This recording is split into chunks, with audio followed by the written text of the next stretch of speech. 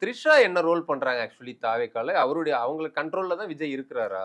இல்ல அவங்க தாங்க பொலிட்டிக்கலா அவரை கொண்டுட்டு வரதான் அவங்க தான். இன்னொன்னு பிஜேபி அலைன்ஸை ஹேண்டில் செய்யறதுக்கு அங்க போலான்னு நினைக்கிறதுக்கோ, இல்ல பிளஸ் அண்ட் மைனஸ் பேசுறதுக்கோ அவருக்கு ஒரு ட்ரஸ்ட் வர்த்தி செக்டர் வேணும்.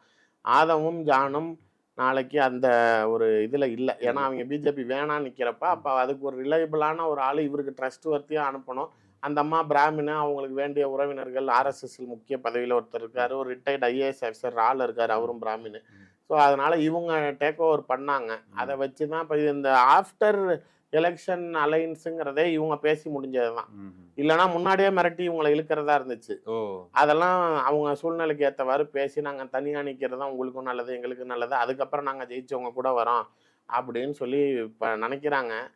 எனக்கு எந்த அளவுக்கு கூட்டணி முன்னாடியே முடிஞ்சிருக்கும். இவர் விஜய் தன்னை பெரிய குமாரசாமி அளவுக்கு நினைச்சுக்கிறாரு. என்னால அந்த அளவுக்கு எல்லாம் அவரை நினைக்க முடியல. தனியா நீ நிக்கலாம், தனிச்சே நிப்பாய்.